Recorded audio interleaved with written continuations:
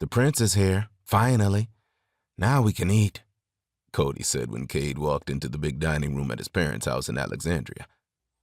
Dakota, or Cody, as he and his parents often called her, sat in a chair on one side of the 8-foot-long table covered in pearl-colored linen and topped with china, sterling silver, and crystal tableware. There were also covered dishes, some older than him that he knew had been passed down from his grandmother to his mother, others probably new, all of them expensive and containing food that smelled absolutely delicious.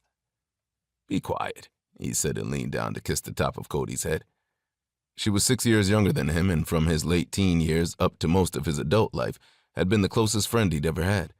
The age gap should have made it difficult for them to bond, but Cody had always been the maturest person he'd ever known, especially when Cade was 16, and 10-year-old Cody had shown up for him in a way he'd never imagined or that he could ever possibly repay her for.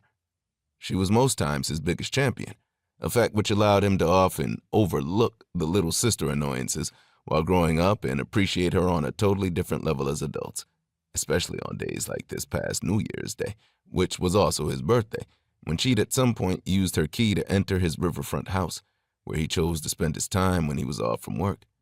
He had awakened that morning, planning to spend the day alone, sitting on his back deck and staring out into the water, ruminating on the past 40 years and getting his mind right for what might lie ahead in his life.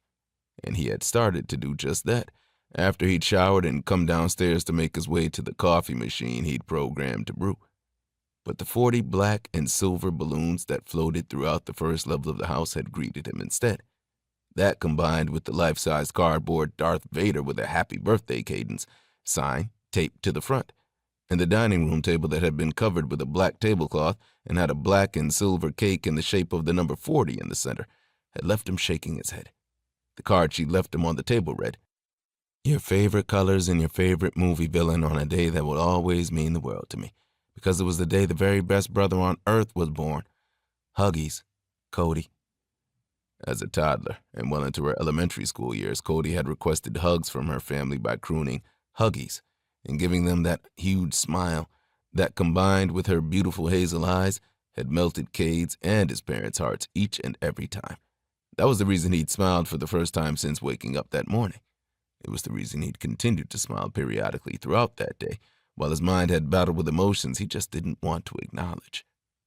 8 months later, those emotions formed a lump in his chest that, try as he might, he couldn't get around, and every second he spent with Shawna in his arms made it worse.